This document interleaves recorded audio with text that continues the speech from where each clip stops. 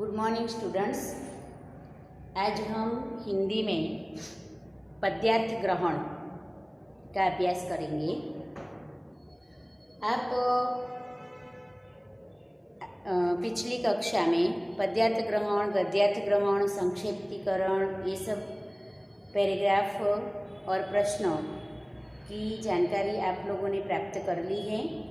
फिर भी आज फिर से मैं आपको याद दिलाती हूँ कि पद्यार्थ ग्रहण यानी कि काव्य के आपको एक काव्य दिया हुआ होता है, उसके आधार पर प्रश्न पढ़कर काव्य को समझकर उसके आंसर आपको लिखने हैं।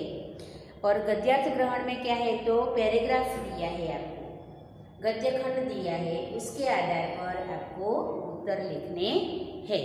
तो यहाँ पर पद्यार्थ ग्रहण के बारे में आज हम देखेंगे। सबसे पहले हम काव्य लिखेंगे कि देह मंदिर चित्त मंदिर, देह मंदिर आप सबको भी लिखना है, मंदिर चित्त मंदिर, देह मंदिर चित्त मंदिर एक ही है प्रार्थना, एक ही है प्रार्थना। सत्य सुंदर मांगल्य की नित्य हो आराधना, सत्य सुंदर मांगल्य की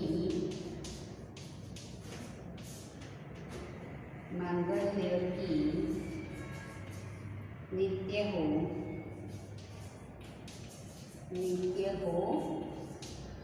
आराधना। देह मंदिर चित्त मंदिर एक ही है प्रार्थना, सत्य सुंदर मांगल्य की नित्य हो आराधना। दुखियारों का दुख जाए,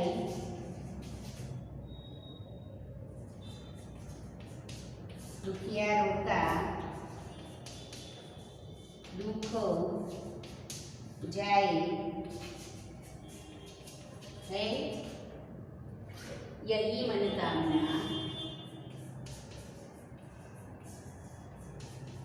है, यही मन कामना। वेदना को परख पाने,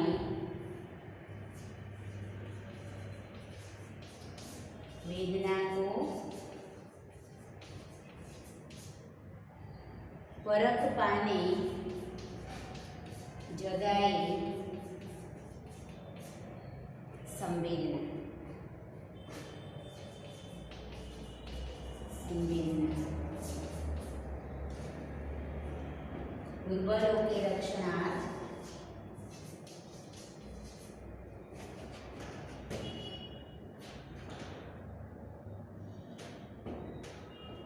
दुर्बलों के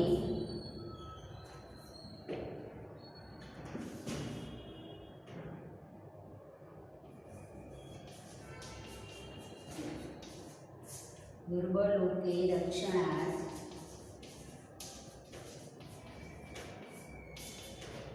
दुर्बलों के रक्षणार्थ पौरुष की साधना, पौरुष की साधना।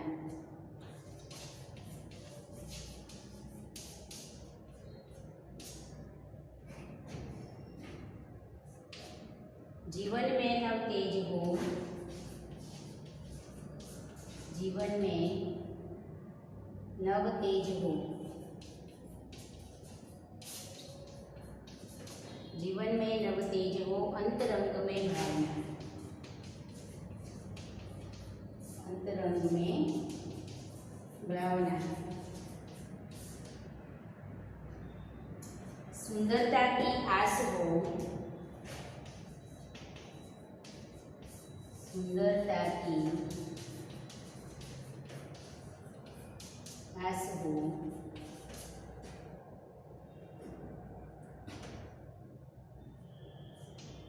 सुंदरता की आस हो, मानवता की हो उपासना,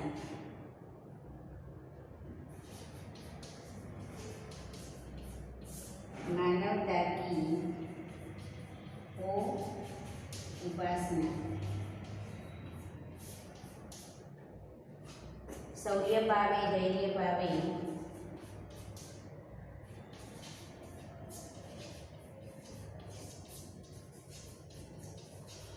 धैर्य पावे,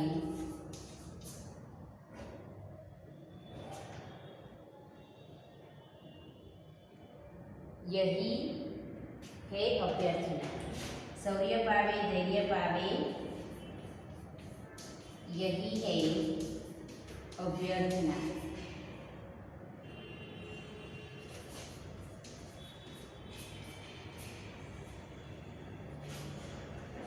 वेद सभी अस्त होवे वेद और वासना।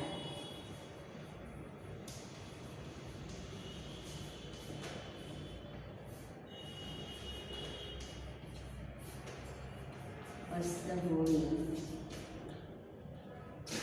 वेद और वासना।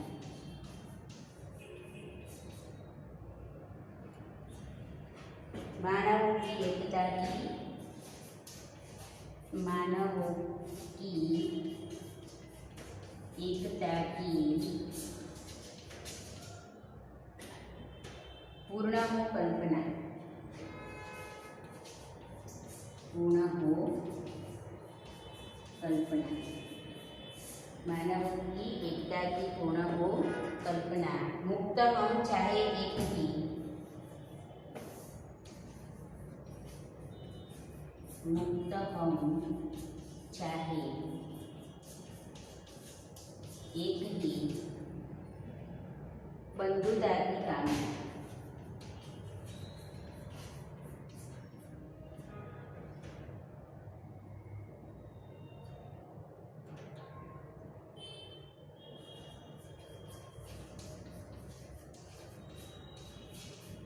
बंधुता की कामना यहाँ पर काव्य में दिया गया है, जिससे हमें पहले अच्छी तरह क्या करना है, पद्यार्थ ग्रहण में पढ़ना है।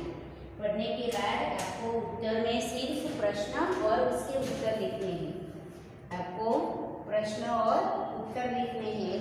आपको काव्य अपने आंसर की में नहीं लिखने हैं। अभी तो मैं आपको पद्यार्थ ग्रहण किस तरह लिखना है यह आपको समझा रही हूँ। तो आपको अपनी नोटबुक में काव्य मेरे साथ साथ लिखना है, फिर प्रश्न भी लिखने हैं। लेकिन जब परीक्षा में इस तरह के प्रश्न पूछा जाए पद्यार्थ ग्रहण का, तो परीक्षा में आपको काव्य लिखना नहीं है। मेरी बात आप समझ रहे होंगे। यहाँ पर सबसे पहले हम काव्य क्या करेंगे, अच्छे से पढ़ लेंगे कि देह मंदिर चित्त मंदिर एक ही है प्रार्थना। देह रूपी मंदिर, मन रूपी मंदिर से हम एक ही प्रार्थना करते हैं। सत्य सुंदर मांगल्य की नित्य हो आराधना।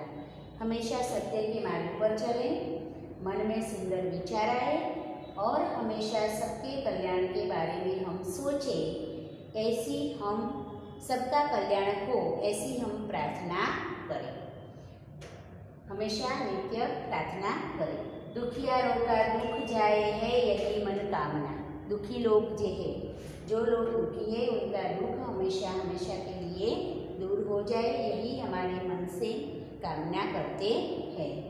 वेदना को परख पाए जगाए संवेदना। सबके दुख को हम समझ पाए, वेदना को परख पाए यानी कि सबके दुख को हम समझ पाए, ऐसी संवेदना ऐसी भावना हमारे दिल में जागृत हो।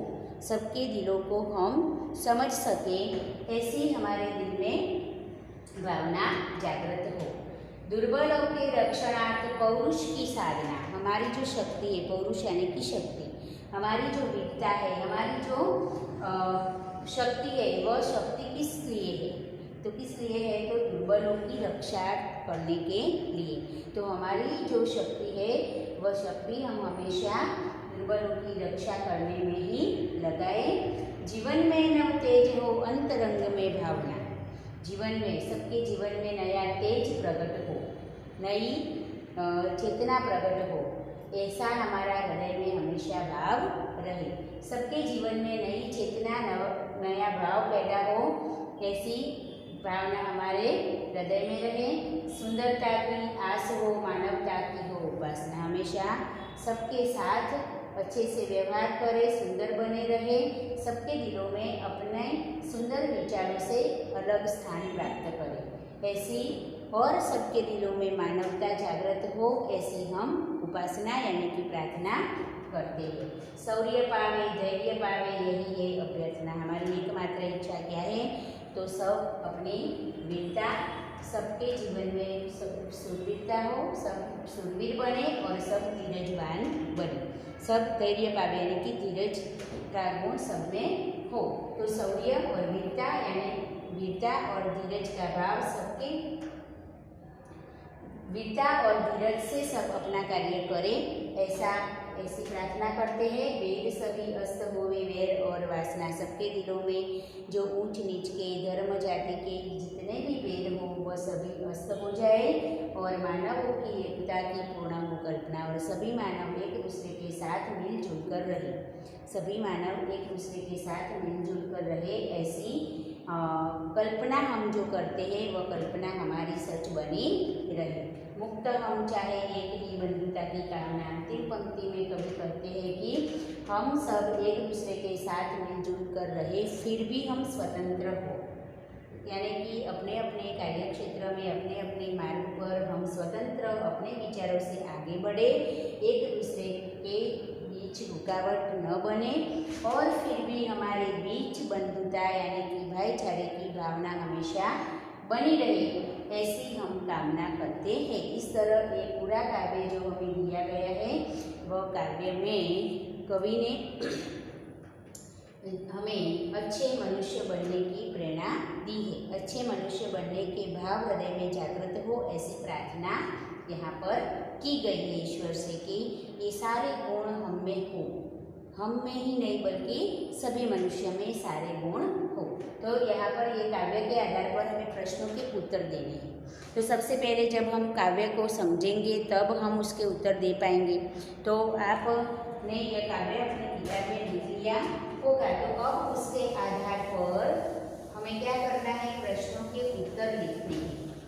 तो वह प्रश्न में आपको लिखाती हूँ, फिर आपको उसके आंसर लिखने हैं। मैंने आपको काव्य समझा दिया है।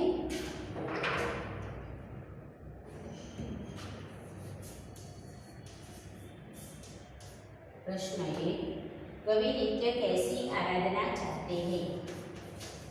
कवि नित्य कैसी आराधना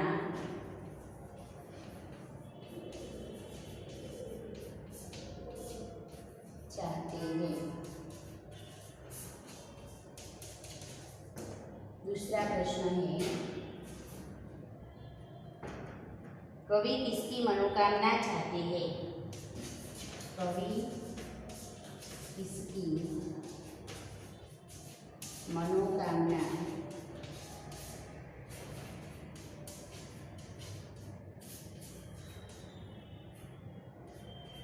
चाहते हैं?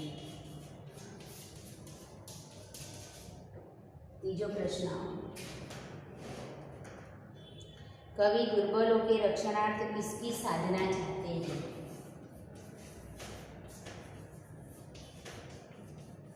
दुर्बलों के रक्षणार्थ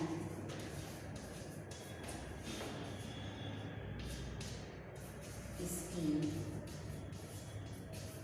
साधना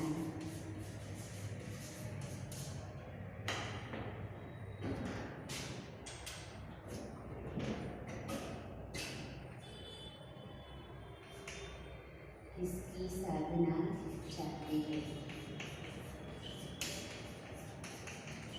कवि दुर्बलों के रक्षणार्थ किसकी साधना चाहते हैं? कवि किसकी अभ्यर्थना करते हैं?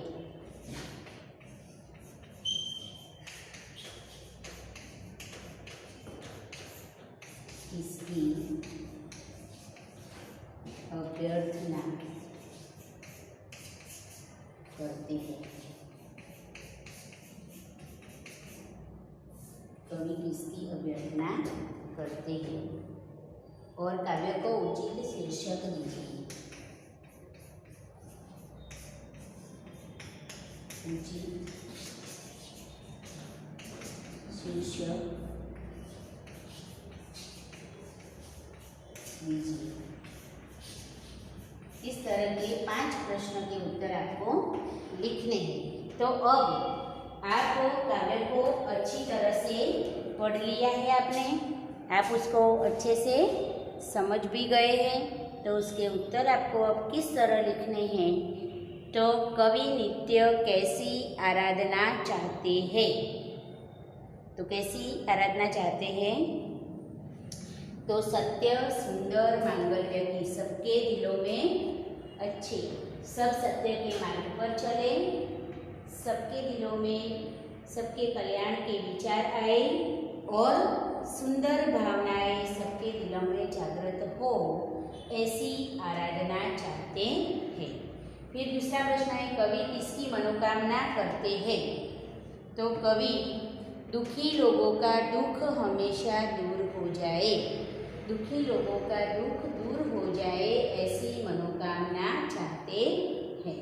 फिर तीसरा प्रश्न है, कवि दुर्बलों के रक्षणार्थ किसकी साधना करना चाहते हैं? तो पौरुष की। तो कवि दुर्बलों के रक्षणार्थ पौरुष की साधना चाहते हैं। चौथा प्रश्न है, कवि किसकी अभ्यर्थना करते हैं? तो कवि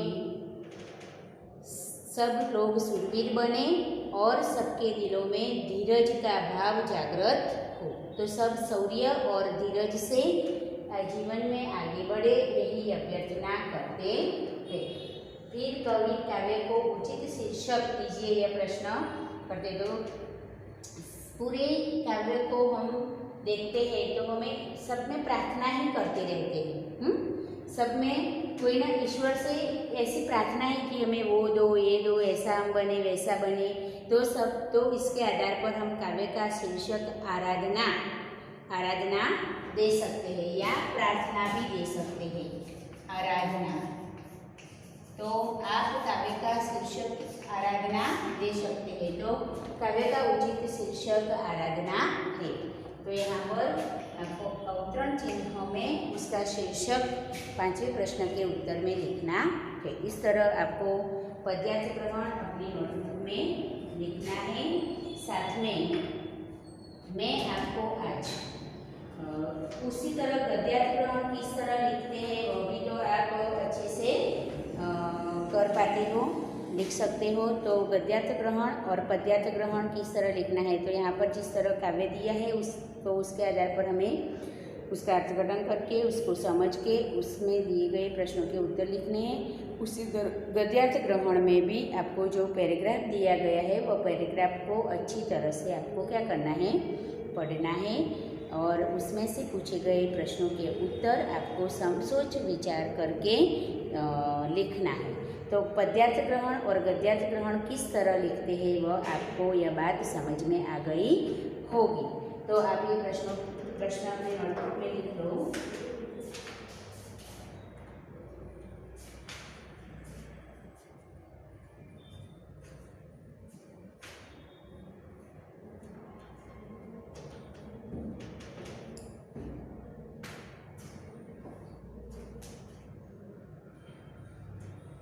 अब हम आपको होमवर्क में इसके प्रश्नों के उत्तर लिखने हैं।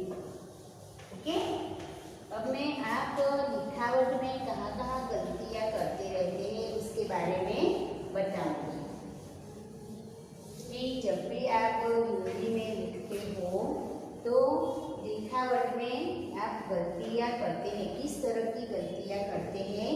मैंने पहले भी एक बार 1-2 गलतियों के बारे में बताया था कि आप किस तरह की गलतियाँ करते हैं। सबसे पहले तो गलती करते हैं कि आप हिंदी देवनागरी लिपि में लिखते हैं, फिर भी उसमें लिखावट में आप शिरोरेखा नहीं बनाते, है ना?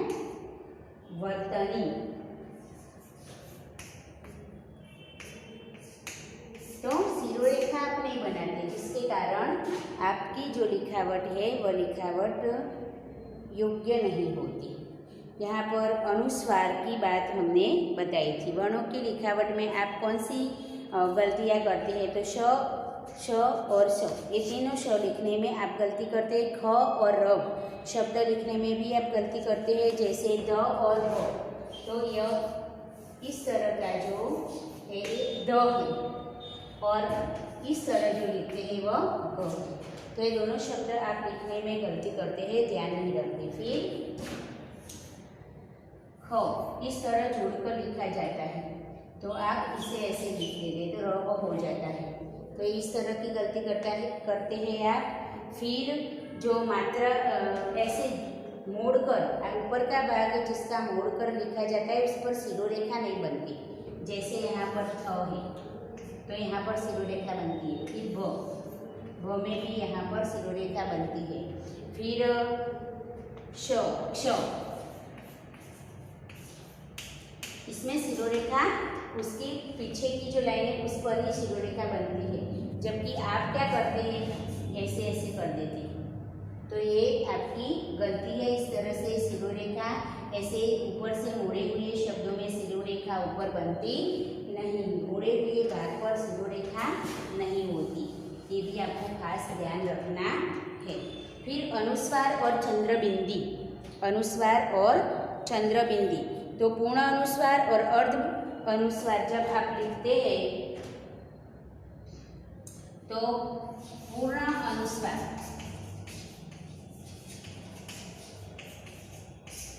तो इसका इस तरह से हम लिखते हैं।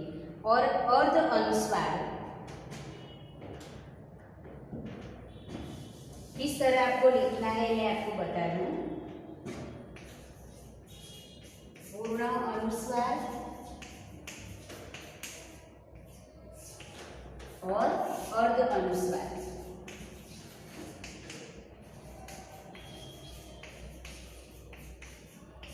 अर्ध अनुस्वार उसे चंद्रबिंदु पण हम कहते हैं, चंद्रबिंदु।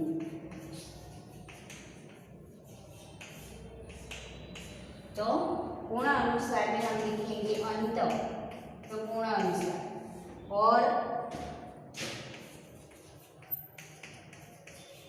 आतता ऐसा शब्द लिखना है तो अर्ध अनुस्वार। फिर गंध तो घाव।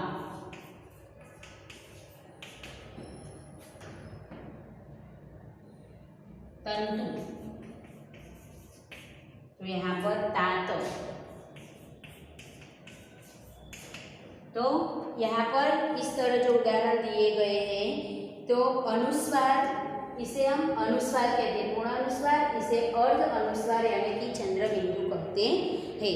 अर्ध अनुस्वार यानी कि चंद्रबिंदु जिसका दांत, पांच ऐसे शब्दों पर अर्ध अनुस्वार लिखा जाता है। तो ये दोनों अनुस्वार करने में भी आपको ध्यान रखना है। पूर्ण अनुस्वार अंग, अंज, अण, न और म से बनता है। हमारे जो अनुनासिक व्यंजन है जिसमें पूर्ण अनुस्वार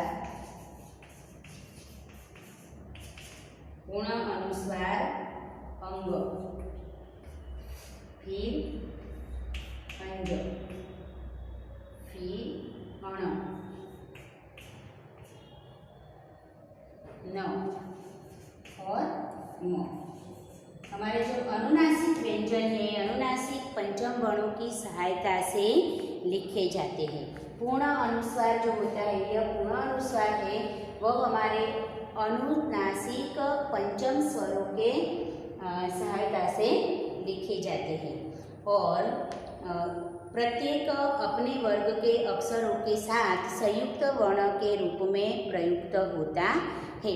अपने वर्ग के यानी कि क, ख, ग, घ, ग। तो पांच का जो एक हम ग्रुप बनाते हैं वर्णों का, तो क, ख, ग, घ, अंग यहाँ पर आएगा। फिर च, छ, ज, अंज ये यहाँ पर आएगा। फिर ट, ठ, ड, अण, त, थ, ड, न, प, फ, ब, भ और म। तो ये जो जिस वर्ग में आए हैं उसके साथ ये अनुस्वार लिखे जाते हैं। क ख ग ग अंग के साथ यह अनुस्वार लिखा जाता है। च छ ज ज इसके साथ य, ये सारे जो अनुनासिक व्यंजन है वह अनुस्वार के रूप में लिखे जाते हैं। लेकिन शब्द जिस वर्ग का है, वह वर्ण जिस वर्ग का है उसी के साथ उसे लिखा जाता है। वर्ग के अंतिम अनुनासिक वर्ग के साथ और अनुस्वार के चिन्ह, यहाँ पर शिरोरेखा के ऊपर लिखी जाने वाली मात्राओं के ऊपर सामान्यतः अनुस्वार तथा नीचे लिखी जाने वाली मात्राओं के ऊपर चंद्र बिंदु का प्रयोग होता है। शिरोरेखा के ऊपर लिखे जाने वाली जो मात्राएं हैं उसमें अनुस्वार और शिरोरेखा की नीचे अनुस्वार तथा नीचे लिखी जाने वाली मात्राओं के ऊपर अर्ध अनुस्वार यानी कि चंद्र बिंदु का प्रयोग होता है। श, श एवं श का प्रयोग, फिर हम इन तीनों श लिखने में गलती करते हैं।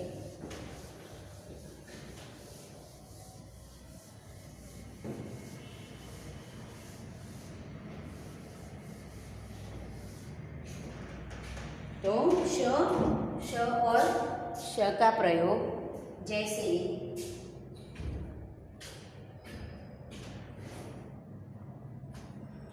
हिंदी में श और श, इन तीनों के उच्चारण में और लिखावट में भी भेद है। फिर भी हम इस तीन शब्द लिखने में गलती करते हैं। यदि किसी शब्द में स हो और उसके पहले अ या आ हो तो स नहीं बदलता, यानी कि जैसे 10 शब्द है तो स के पहले अ है, तो पास, गास, विश्वास इत्यादि स से पहले आ आता है। फिर यदि अ और या से भिन्न स्वर रहे तो श का प्रयोग होता है। तो जब अ और आ होता है तो य स का प्रयोग होता है। फिर अ और आ से कोई भिन्न स्वर, अ के आ के अलावा कोई अन्य स्वर रहता है तो य स लिखा जाता है। ह वर्ग के पूर्व श का प्रयोग होता है। फिर जैसे रु के बाद श का प्रयोग होता है, जैसे ऋषि, फिर कृषि, वृष्टि। इस तरह श का प्रयोग किस तरह किया जाए उसके बारे में भी यहाँ पर हमें आपको आपकी किताब में पेज नंबर 54 पर जो वर्तनी के भेद आपको दिए गए हैं उसे आप अच्छी तरह से पढ़ लेना। वर्तनी यानी कि लिखते समय, लिखावट के समय हमें किस बात का ध्यान रखना है वह आपको पेज नंबर 53 और 54 पर जो कुछ भी दिया गया है उसे अच्छे से आप पढ़ लेना और समझ लेना, जिससे आप कहाँ पर भूल करते हैं उस यह बात आपको समझ में आ जाए। Okay, thank you.